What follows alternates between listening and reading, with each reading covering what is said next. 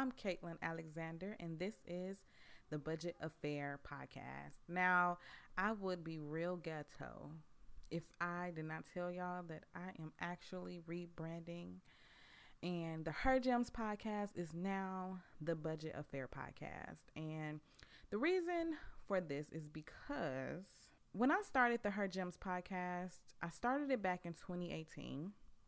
I was at a very vulnerable, heavy emotional space, and I started the podcast to give myself something to do and to give myself purpose.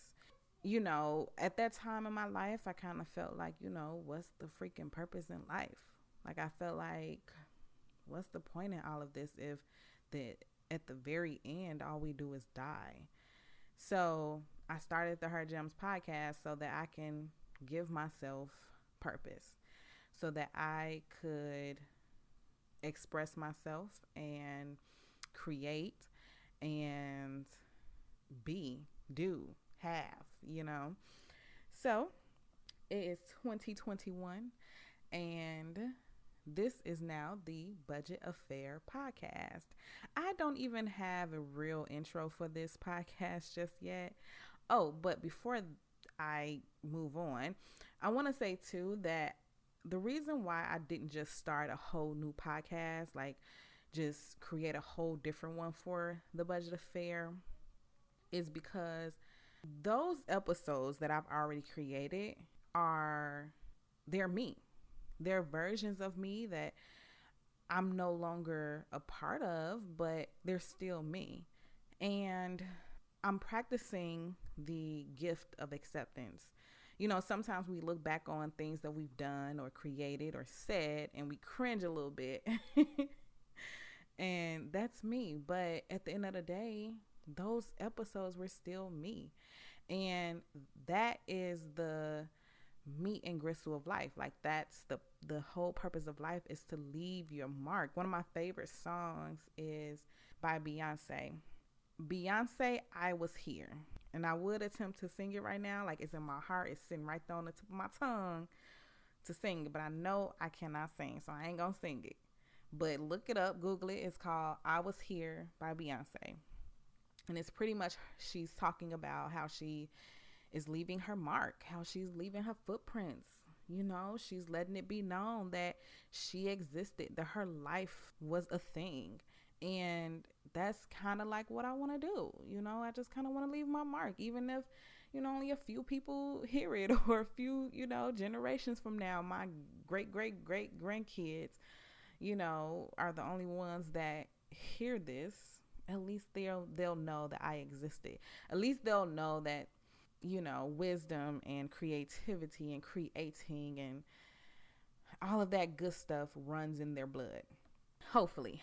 So, yeah, I'm super excited because this is my first episode on the Budget Affair podcast.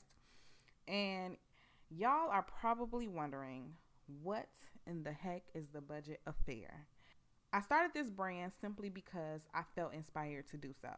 And more specifically, I created a budget spreadsheet for myself one day, and I have been managing my money very closely ever since. It's literally like I'm in an affair with my money, okay? I'm cheating on mindless spending and poor money management with the budget. And all of my emotions and feelings are involved. So it's an affair. My philosophy about money, about managing money, is that it's not just about the numbers. It's the mental and emotional experience that comes with that. It's not, something that is written in stone. It flows in and out of our lives. And so I just truly believe that in order for me to create financial abundance in my life, I have to consider my entire self, which includes how I manage my money physically, how I feel, and what I'm thinking about.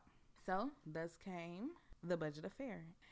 So on this podcast, I am going to be talking about money, the mind, and the emotions. That's what we're going to talk about on the Budget Affair podcast. So one of my financial goals is to increase my income. And I was inspired to create this episode because today I got the news that I have been accepted into a mentorship program within my career. And I'm super excited for this opportunity, and I'm proud of myself for even pursuing it. And the thing is that it wasn't hard to pursue, right? Like all I had to do was put in an application. But I still needed to get over myself and the negative thoughts and do it. And I did it. So I'm here today to unpack my thoughts and feelings about it. I noticed that every year or year and a half or so, I tend to get to a place within myself where I feel stagnant and discontent. And it's interesting because I noticed that feeling can either inspire me or piss me off. Okay. But either way, I am compelled to pursue something different. And recently, when I was having one of those days where I was feeling exhausted and discontent about where I'm at in life, those feelings and thoughts around that sort of push me to ask myself, what is success to me?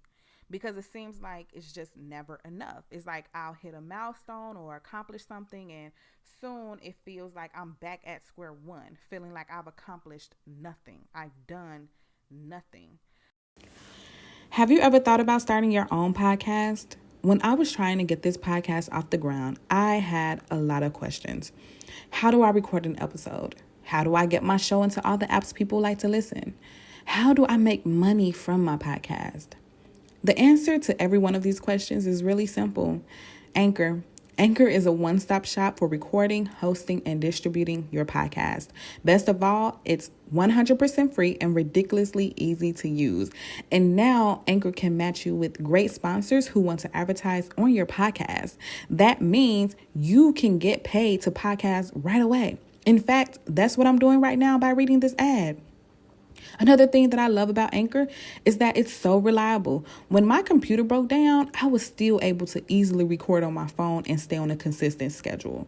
So, if you've always wanted to start a podcast and make money doing it, go to anchor.fm/start to join me and the diverse community of podcasters already using Anchor. Again, that's anchor.fm/start. I can't wait to hear your podcast. So I sat with that question. I pondered on it. I just let it marinate for a second. And eventually it dawned on me that I actually think that I'm successful because I really couldn't even think of a reason why I'm not successful. I actually started thinking about all the times where I have been successful. So, for example, like I got into the college I wanted to get into. I went to Eastern Illinois University. Not a, big grand school, but it was the one that I wanted to go to. And I applied myself and I applied to that college and I got in it. I received a scholarship. I saved up and bought my very first functioning car on my own. I had a little bit of help. I did, but I saved up 90% and I got my car, my very first car. I pursued a pharmacy tech position years ago without any previous experience. And, I was able to get that under my belt. I finished college. Most people don't know that although I was able to walk the stage in 2015, I didn't complete my degree until 2018. And that was an accomplishment in and of itself because it took work for me to even be able to go back and fulfill a promise I made to myself 3 years prior, right? We make promises to ourselves and oftentimes we break them because we just lose interest in it after a while. I didn't. I wanted to do all of those things. And I've done more things too since then. Like after college, I got my first job in human resources. And that's because I applied myself. I didn't just sit around and wait for a job to come to me. No, I made it happen. And everything that I have accomplished has been partly because of my own efforts and partly spiritual and partly because of other people's help. But either way, I am successful. I've done and I get to do things that I've always wanted to do. When I moved to Georgia, I wrote that on a piece of index card, and it was one of my goals, and that's what I did. You know what I'm saying? So I am successful. And sure, I may not have the money or the house or the cars yet, right? Those are all the material things. But for the most part, my life has been productive and progressive. And even when my life has been or was in a season of regression, it was needed to propel me forward into a newer and even more authentic dimension in my life. And y'all might want to replay that again because, again, like I said, my life up until this point has been productive and progressive. Have I, won the lottery? No. Have I had any huge, humongous, life changing wins? No. All of my wins have been in small increments over time. They have built up, they have built up to an extent to where I can look back and see everything that I've done. I have a rap sheet of successes. I have a rap sheet of losses too. But the wins don't come without the losses. So in that moment, just allowing myself to sit with those thoughts, I realized that I've defined what success means to me. And I didn't even try. It just came to me. The cars, the money, the house, those are all things that are byproducts of success. It's the icing on the cake. The real meat and gristle of success to me is productivity and progression. It's like as long as I am moving forward, doing things that are in my control to do and creating, I am successful. And another thing about success is that it's not a destination, right? It's an evolution of beginnings and ends. It's sort of like a compilation of wins, big and small, despite the losses, right? They just all pile up together. My evolution of success seems to be that I hit a milestone, feel great, hit a wall of discontentment. I aspire for more, which I don't know if aspire is the best word to use because sometimes when I hit that wall of discontentment, I feel discomfort and discomfort doesn't feel good. So I don't know if aspire is the best word to use. But the point that I'm trying to make is that I get to a place where I'm compelled to do something that will ultimately push me forward into another season in life.